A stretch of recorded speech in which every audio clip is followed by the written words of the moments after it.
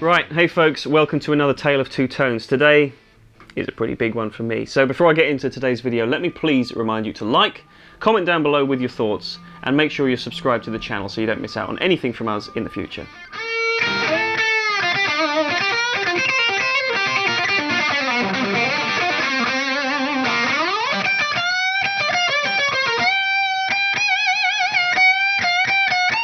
Right then, here we go, and this is kind of round two, I guess, of players that I should never attempt to sound like. Jeff Beck was the first, and Steve Lukather, which is the feature of today's video, he's one of those guys that is impossible to nail down his tones, and certainly his playing. He's one of the best guitar players that I think has ever been. Whatever tone he's ever had, he's always sounded like himself. He's always sounded absolutely like a trailblazing guitar player, and there's certainly a reason that he's as highly revered as he is. Not only nowadays, but when he was in his late teens and he was becoming one of the very first cool LA session guys, there's a good reason for that. He's always had a very unique tone, a very unique sound. He's just one of the best guitar players around. So anyway, in the spirit of trying to get a little bit close to what those guys have achieved in their careers, today's Tale of Two Tones is going to dissect the early Toto, which is to say the late 70s, kind of Les Paul and Fender modified amp rig, and I'm going to also delve into his current day rig, which is the Music Man L3 guitar with a choice high gain American boutique amplifier on the other end of the chain with a few effects. So I think the rigs today are pretty exciting. I think we've got some great tones. The playing is nowhere near the standard of Mr Steve Lukather, but that aside, it's a good bit of fun to try and get close. So anyway, I hope you enjoy it. Let's delve into rig A.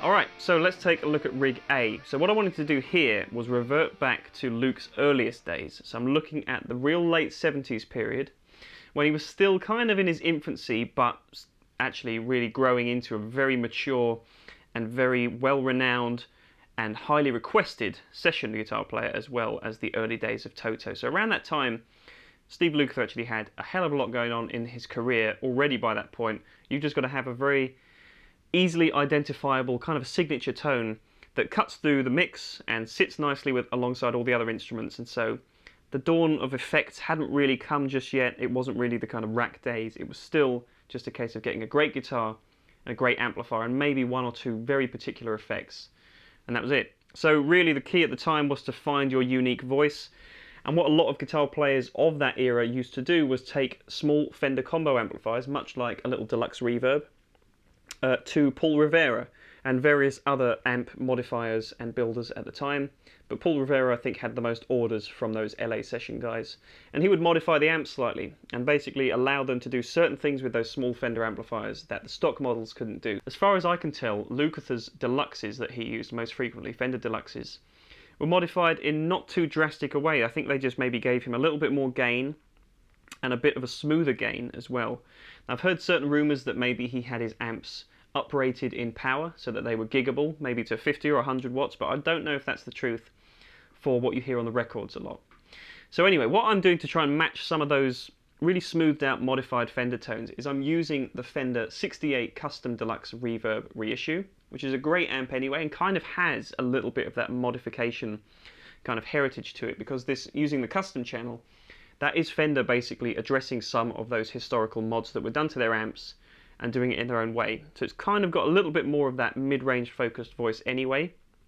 And all I'm doing is I'm supplementing it on the floor with a couple of Xotic pedals, which basically aren't adding a lot of gain, but they are just shaping the tone of the amp very nicely. So I've got a BB preamp, which is actually the Andy Timmons signature BB preamp, just for a little bit of gain and a bit more of a mid-range push, like a typical overdrive pedal would do. And I'm also using, as a bit of a secret weapon here, as a lot of those 70s guitar players did, I'm using the preamp section of an Echoplex tape delay, or more conveniently, the EP booster by Xotic, which represents that. So those two pedals, I'm also using a bit of plate reverb as opposed to the spring that's on the amp, because I like the plate because it sounds a little bit more refined and studio-like. That's from a Line 6 HX Effects. Now on the other end of the chain, obviously equally important, is the guitar. He was mainly a Les Paul player, and you saw him most often with his 59 Burst, which is kind of what I've tried to get close to here. He also had a 57 gold top that was in the Hold the Line video, and various other, probably made a few other appearances on record too. But I wanted to go for the kind of burst era tones, so I've grabbed this 1960 reissue Les Paul, which aesthetically is kind of in the same ballpark as his guitar, I believe, but tonally, more importantly, it sits in the right place. It's very bright sounding, it's very crisp and clear, and I think just with the simplicity of this rig, it's so hard to get close to a player because it's not really a signature sound that we would associate with a player like Lukather. The other thing I just want to add in here is how important I think that the misconception is that a lot of the times those guitar players were renowned for using Marshall amps, and I believe that in the Toto live days, Lukather probably did move to use Marshall amplifiers. But on record, it always sounds like these little modded Deluxes. There's a distinct character in the mid-range, and the way that the bottom end is kind of handled that you don't get out of a Marshall amp. And I think it's often overlooked. So I do just want to sing the praises a little bit more of the Fender and Gibson guitar hookup. I think it works really well with a couple of pedals. It's a very different sound to what you're used to hearing from those rock star guitar players of that era. It works very well in a recorded environment as well as live. So there you go.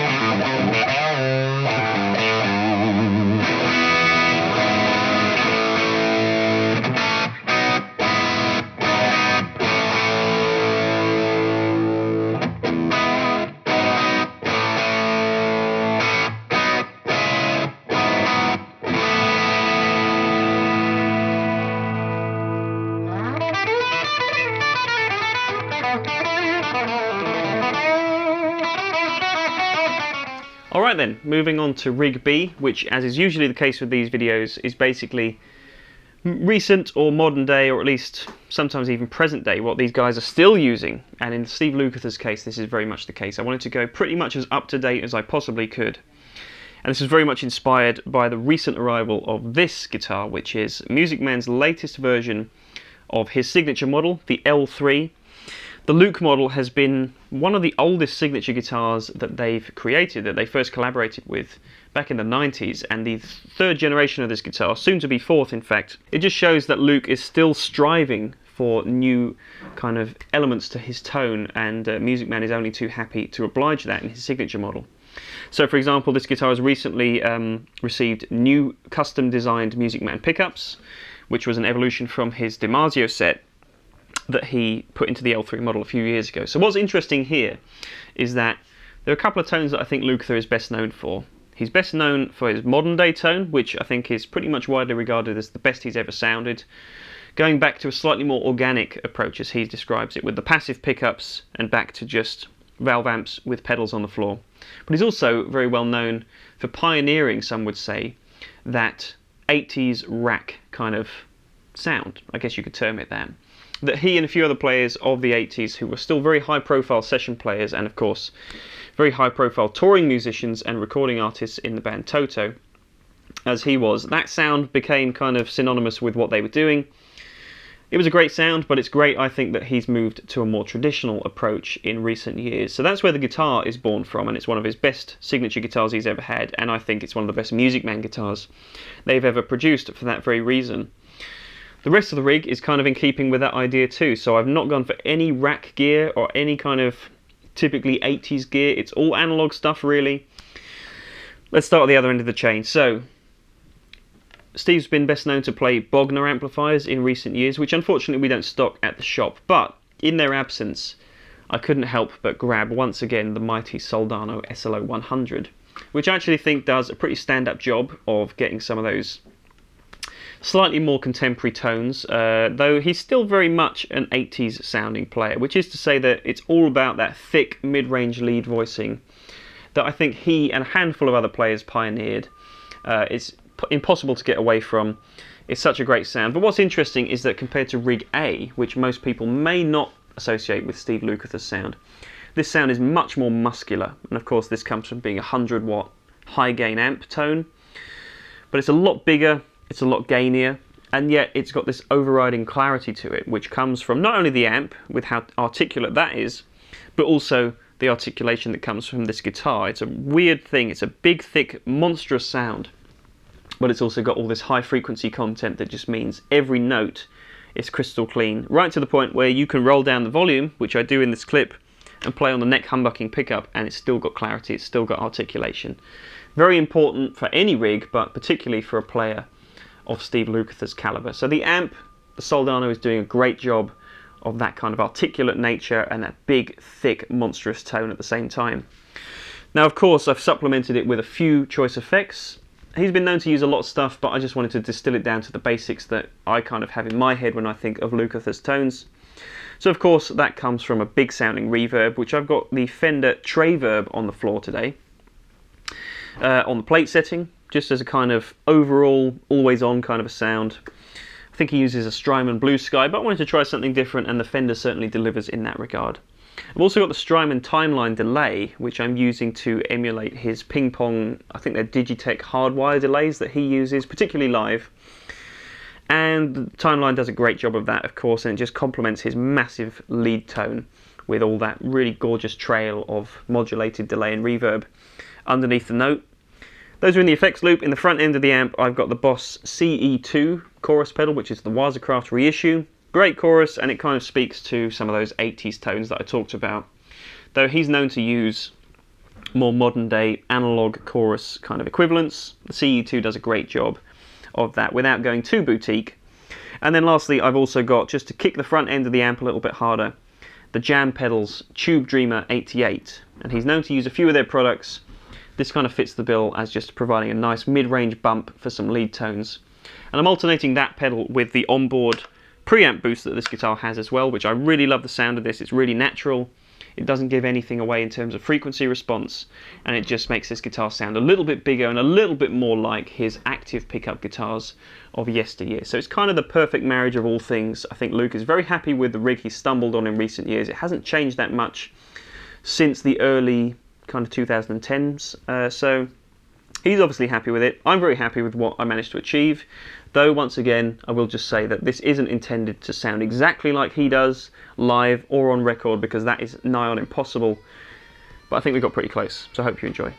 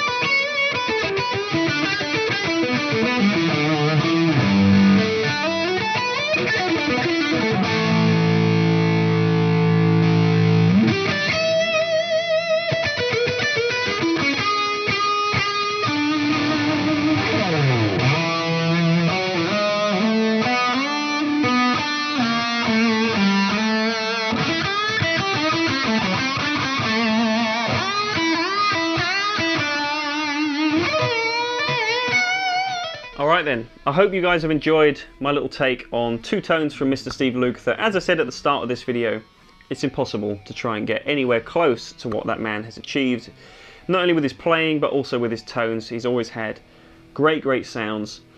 His sound has changed quite a lot, but he still sounds like Steve Lukather, and that's the most important thing that any guitar player can probably strive to achieve, is just to sound like themselves. But some good gear doesn't hurt either. So if you want to find out any more information about any of the products I've talked about in today's video, you know what to do. Click the link in the description below and head to peachguitars.com to do so. Let me know in the comments what you think, whether you think the rig A that he started with is better than the present day rig, or if it's the other way around. there's certainly at least one component from each rig that's going to appeal to a lot of guitar players out there. Whether it's the guitars, or the amps, or the effects, that man knows tone, and it's been a pleasure to try and delve into some of his inner mind workings in this way. So, hope you've enjoyed it.